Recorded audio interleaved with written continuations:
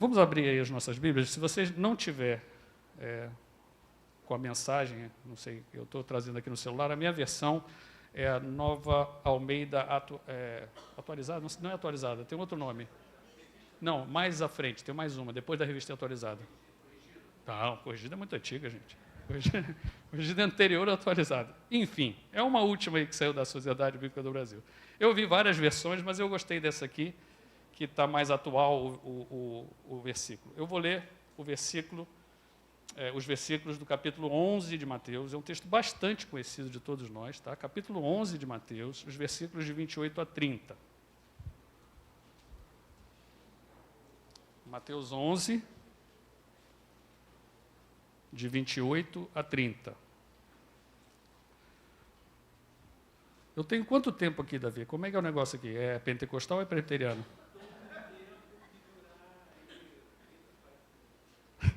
Obrigado.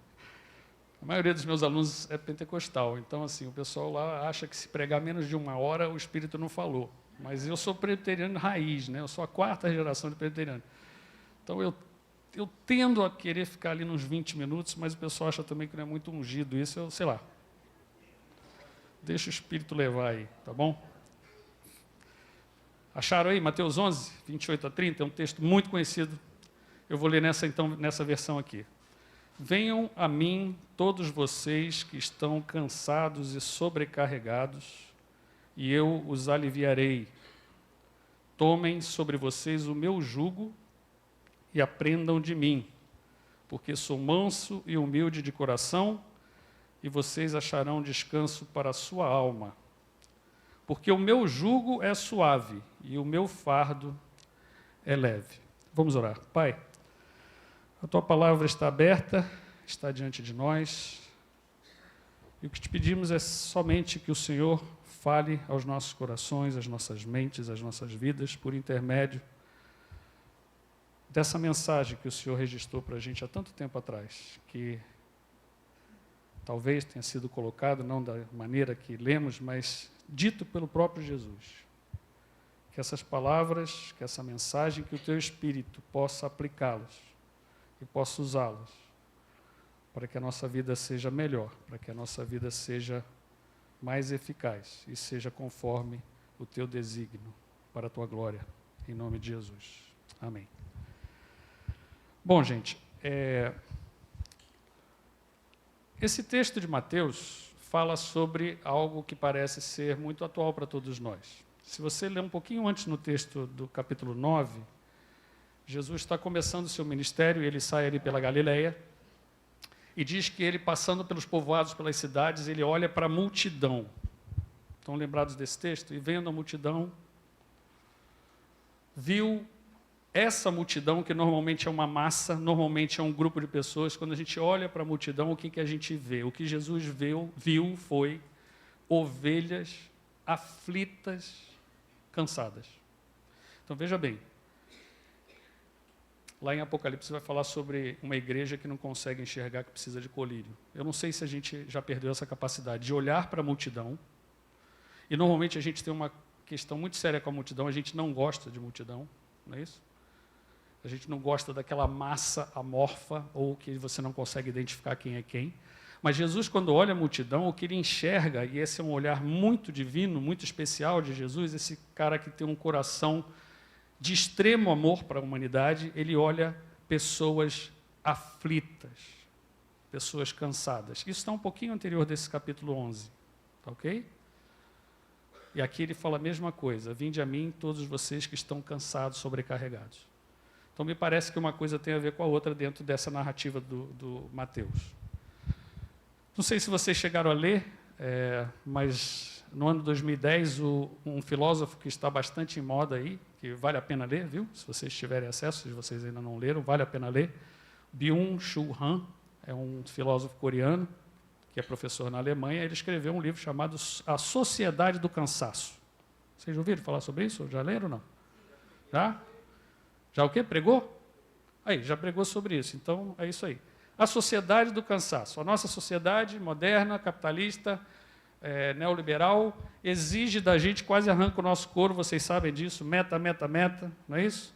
se lasca, acorda de manhã, não dá tempo para você nem se dedicar à família, ao lazer, a coisa nenhuma, você não se cuida porque você precisa produzir, você precisa ser efetivo, você tem que vender muito, todas as metas você tem que alcançar, e você vai ficando maluco nesse negócio. E as pessoas te cobrando performance, cobrando de você uma certa disposição para a vida, que você vai sendo drenado pouco a pouco, e você está cansado, sobrecarregado. Por isso as pessoas hoje têm burnout, não é isso? E outras coisas aí, depressão, síndrome do pânico, não consegue dormir, é remédio para dormir, é remédio para acordar, fora toda a questão do entorpecimento. Bebe para ficar alegre, bebe para ficar triste, não é isso? Usa de todos os recursos possíveis para poder ver se reverte essa situação.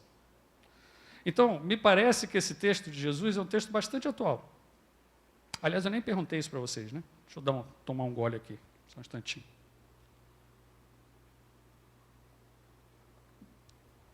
Por acaso você está aflito, aflita, cansado, cansada, sobrecarregado? Você se enquadra nessa situação? Você se sente mais ou menos assim? Isso independe da idade, tá bom? Porque o cansaço pode ser um cansaço emocional, um cansaço mental, um cansaço físico. Mas você se sente nessa situação? Está difícil, hein? Está difícil de carregar, está difícil de caminhar, está difícil de prosseguir. Energia para. Se esse texto é atual, então a gente tem uma facilidade para a gente chegar a esse texto que Jesus está falando. Vinde a mim, todos vocês que estão cansados, sobrecarregados, e eu vos aliviarei. A única questão aqui é que eu queria mudar a ótica e a perspectiva desse texto. A gente tende a ler esse texto da seguinte forma. Eu leio o texto como se Jesus estivesse falando isso para mim. Vocês. Davi, Jesus está falando para você. Vem para mim, cara, vem em mim. Você está cansado? Vem em mim e eu vou te aliviar. Ok, show de bola. Talvez seja essa uma das maiores maneiras de você aplicar esse texto. Eu queria fazer uma proposta diferente para vocês. Como o Davi falou, eu trabalho com educação teológica, com formação de pastores, líderes, missionários. E talvez uma das teologias mais difíceis, na minha opinião, hoje, trabalhando com teologia, seja a teologia da igreja. Eu não sei, sinceramente, gente, o quão relevante a igreja é na sociedade. Não estou falando da comunidade presbiteriana da Barra, tá? Não sei como é que vocês estão indo. Estou falando da igreja. Quando a gente fala igreja na sociedade, o que as pessoas pensam? Como as pessoas a veem? Como as pessoas percebem? Eu normalmente não falo que eu sou pastor, eu falo que eu sou professor, né? Porque você fala que é pastor, o pessoal, é daquela. Você fala assim, não, dessa não. Vocês sabem do que eu estou falando, né? Se você falar que é evangélico, alguém vai falar, sem citar nomes, mas citando, é do Valdemiro, é do Edir Macedo, é do fulano e tal. É isso aí, evangélico é qualquer coisa. Se vocês concordam comigo, a igreja não é isso aqui. Isso aqui é uma reunião, certo? E a gente vem aqui normalmente para celebrar, para adorar, para cultuar, para estar juntos. Mas a igreja, essencialmente, é da porta para fora. É o povo de Deus chamado para, enviado para. E a minha tese é a seguinte. Se a igreja é o corpo de Cristo, uma das definições que Paulo traz para a gente, então nós somos Cristo lá fora. Cada um de nós, juntos nós somos o corpo, mas cada um de nós tem uma função, uma habilidade, um dom que Deus dá, ou te deu, para que você viva essencialmente. E se Paulo está correto na sua tese, a melhor maneira de ser igreja, pedra viva, é imitar a Cristo. Se você quer ser uma igreja para valer, se você é o corpo de Cristo, veja a lógica, se você é o corpo de Cristo, você é a mão, a voz, o pé, a cabeça não, a cabeça é Cristo. Lembre-se disso, tá? Quem pensa é ele, quem manda é ele, quem direciona é ele. Então você não é a cabeça, só obedeça que já está bom. Tá bom? Tem muita gente aí querendo, né, ser apóstolo, querubim, sei lá o quê, e mandar. Não, quem manda na igreja é Cristo. Mas você é Cristo na sociedade. Então, a melhor maneira de você ser igreja, a melhor maneira de você ser cristão é ser Cristo. E Paulo fala isso. Até que Cristo seja formado em você, até que você alcance a estatura de Cristo. Não está isso tudo lá na Bíblia, gente? Vocês estão ligados do que eu estou falando? É isso? Então, veja bem, eu queria fazer esse desafio a vocês. Que tal você ler esses textos em que Cristo fala algo acerca de si e você assumir isso para você?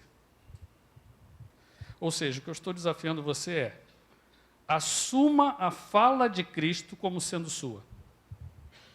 Aí você vai ser Cristo. Estão entendendo? É um desafio que merece um exercício, porque a gente está muito acostumado a ler a Bíblia a partir dessa lógica íntima, pessoal, devocional. Eu e Deus, Deus fazendo algo por mim. Vamos inverter essa lógica nesse texto. Então acompanha comigo.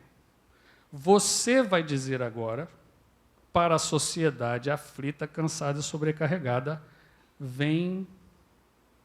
Lá em Londrina a gente fala isso. Vem em mim.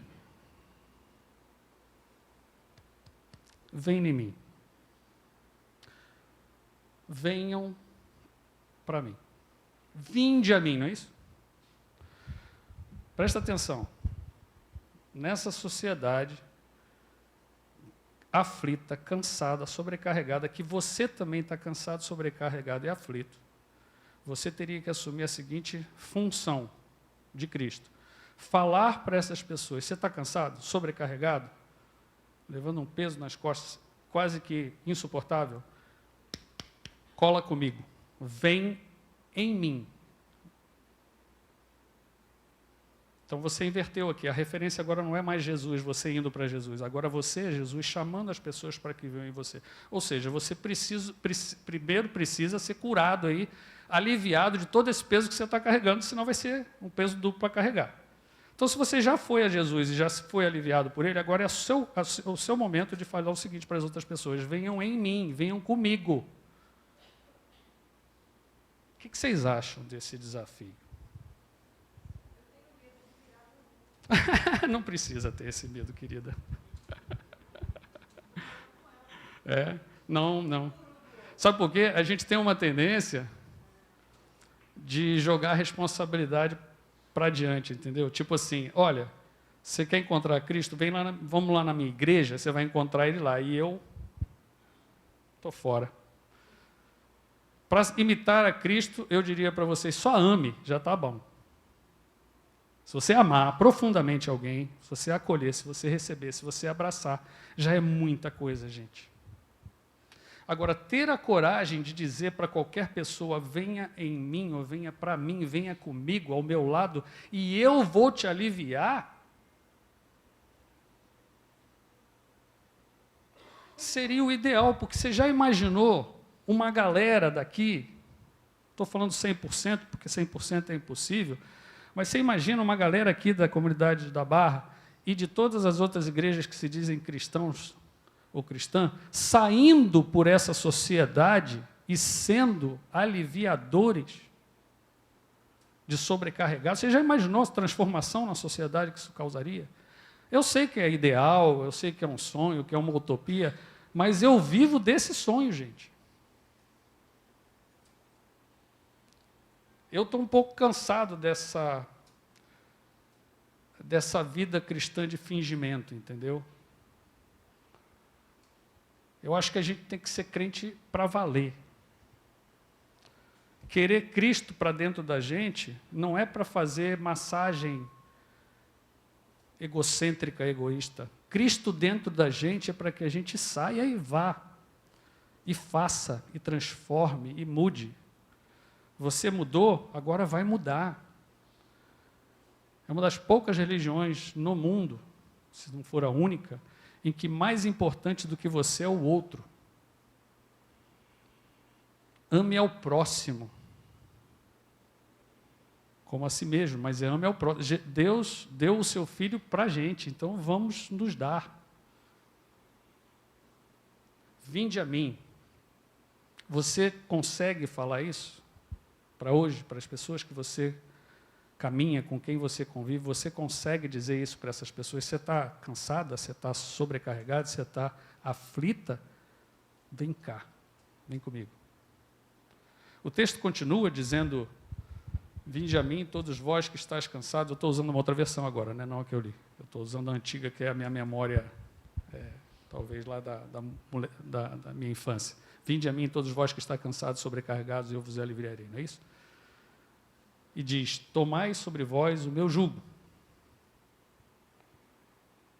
Eu vou ler agora a mensagem.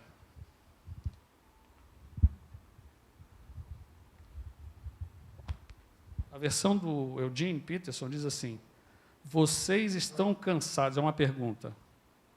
Vocês estão cansados, enfastiados de religião? Não parece que é isso que o texto está dizendo, né? Ele está falando de religião. Vocês estão cansados, vocês estão fatigados de religião? Porque o que acontece é o seguinte, gente. A próxima pergunta que você poderia fazer é: todas as pessoas que estão cansadas e sobrecarregadas do que na sociedade? Do trabalho? Das relações? Que tipo de carga a gente carrega? Se você olhar esse texto, antes você não consegue entender muito bem. Parece que esse texto cai no meio do nada ali no livro de Mateus, tá? Quando você lê esse texto lá.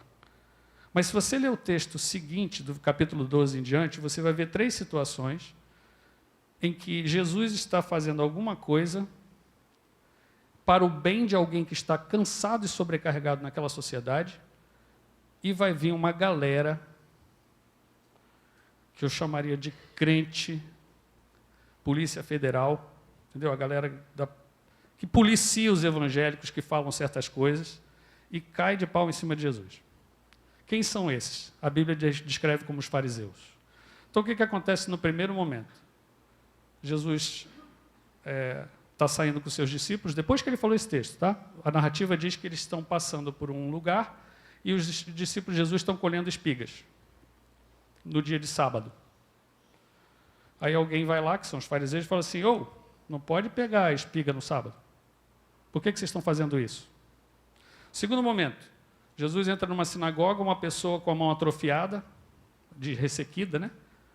E ele pergunta: eu posso curar essa pessoa no sábado? E fica aquele celeuma, porque o fariseu vai dizer: não, no sábado não, sábado é o dia do Senhor, não faz nada não. Um terceiro momento é um caso de uma pessoa que está endemoniada. E aí Jesus expulsa o demônio, os fariseus vêm e falam: isso aí é do diabo, esse cara é Beelzebu, porque só Beelzebu para comandar um demônio para ir embora. Então o seu superior é que comanda. Então veja, por que eu estou explicando isso para vocês? Porque é o seguinte: aquela sociedade, diferente da nossa sociedade, era uma sociedade em que não apenas a religião, mas a vida social era governada por um entendimento teológico. Então o seu dia a dia era muito pesado. E a carga vinha exatamente dos crentes, entende? O fariseu aqui pode ser entendido como os pastores. Os escribas são os teólogos, os sacerdotes também ali que vivem aquela religião. Eles são pessoas que, em vez de aliviar a carga das pessoas, eles colocam mais peso. Você imagina uma pessoa com fome, ou seja, um pobre, é isso? Existe uma lei lá no Antigo Testamento Levítico que diz o seguinte: as espigas que caírem no chão, vocês não colham, é para os pobres. Então os discípulos de Jesus estão colhendo espigas. E vem um teólogo, um pastor, e diz assim: não pode, no domingo não pode colher espiga, hein? Ou no sábado, no caso lá, né? Não pode. E aí Jesus tem uma discussão com eles e fala assim: mas por que não pode? Ou seja, o cara já é pobre e está com fome. Aí vem a religião e bota mais um peso em cima da pessoa, entende? É do tipo assim: se é pobre, é o seguinte, Deus não está muito a fim de te ajudar, não. Porque quem representa a religião e a teologia está colocando mais peso em cima deles, já tem o peso da pobreza. E aí coloca mais peso a religião. O cara que está com a mão lá ressequida, ou seja, uma pessoa que é considerada impura. Jesus pergunta: vem cá, Cura ou não cura? Ah, se for no sábado não pode. Que regra é essa, gente? Onde é que está isso na Bíblia? Não tem isso na Bíblia. Criaram mais uma regra, mais uma teologia para oprimir alguém que já está oprimido, já está cansado, sobrecarregado. Vem a teologia e coloca mais peso em cima. O terceiro caso, acho que nem cabe aqui, porque nós somos presbiterianos, não tem demônio aqui, né? Não entra, né? Vocês já viram possessão aqui? Não, né? Acho que não, né? Já teve? Não, né? A igreja presbiteriana eles não visitam. Pelo menos essa é a minha realidade. Enfim. Mas assim, você imagina uma pessoa que naquela época, essa ideia de demônio, de espírito, ela podia ser associada a qualquer coisa. E Jesus faz o bem e alguém diz assim, não, ele está fazendo isso aí porque ele é do diabo. Então veja bem. Quando alguém chega perto de você, se você assume esse texto para você e diz o seguinte, venha a mim, você que está cansado e sobrecarregado, a sua palavra de conhecimento de quem Cristo é, do que o Evangelho é, a maneira como você entende a Bíblia e a realidade, quando você chega perto dessa pessoa, o que você faz? Você coloca mais peso ou você alivia a carga dela? Porque é o seguinte, me parece que todos nós somos doutores em teologia, entendeu? Para fazer certas leituras da realidade, e em vez da gente aliviar e tirar a carga e trazer, olha só, você está nessa situação difícil, mas o que eu vim trazer para você é consolo, é abrigo, é alívio, é bálsamo. Eu quero tirar esse peso e não colocar mais um. Porque, infelizmente, me parece que o meio evangélico tem uma tendência de jogar um peso maior do que aquele sofrimento que a pessoa está carregando. Por causa de uma leitura míope, por uma falta de conhecimento, né? A gente espalha a fake news evangélica para todo lado. Não conhece o texto, não conhece a Bíblia, a gente não estuda nada, a gente só repete de ouvir falar, porque viu no YouTube em alguma coisa, leu algum livro, mas a gente mesmo não mergulha na palavra de Deus para entender o que Deus está falando para a gente. E aí, então, ao invés da gente aliviar a carga de alguém, a gente bota mais peso. Porque o Jesus que a gente carrega não é o Jesus bíblico. É um outro Jesus, é um outro evangelho, como diria Paulo. Então, preste atenção a esse convite. Se você se torna Jesus no mundo, dizendo, venha a mim você que está cansado e sobrecarregado, o que você faz diante dessa situação? Você coloca mais peso? Ou você realmente alivia a dor da pessoa? Porque o que Jesus diz nesse texto é, porque o meu fardo é leve, o meu jugo é suave. Essa imagem é a imagem de uma canga, né? Que bota no boi com peso. Então você já está lá carregando. Sua vida está difícil. Aí vem um crente e bota mais peso em cima da pessoa. Como? Não, o que Jesus está dizendo é o seguinte, deixa eu tirar esse negócio de cima de você e coloco o meu peso, o meu fardo, o meu jugo sobre você. Veja que é interessante isso. Jesus diz que tem um fardo e tem um jugo para colocar sobre a gente. Você já parou para pensar que fardo e que jugo é esse? Porque diz que tem. A gente acha que pula um pouco esse texto, né? O que você tira da pessoa, que é o fardo e o jugo que ele está carregando, e coloca no lugar? Vocês já pararam para pensar o que é que Jesus colocou sobre a gente, que é um peso, é um fardo, mas é leve? Vou dar um tempinho para você pensar. Porque é isso que a gente deveria fazer na sociedade. Alguém está cansado, aflito, sobrecarregado. Eu tiro, fala, vem comigo que eu vou te aliviar. Vem comigo, eu vou aliviar. Carrega o meu fardo. Carrega a minha carga. Qual é essa carga? Tchan, tchan, tchan, tchan. Você sabe qual é a resposta?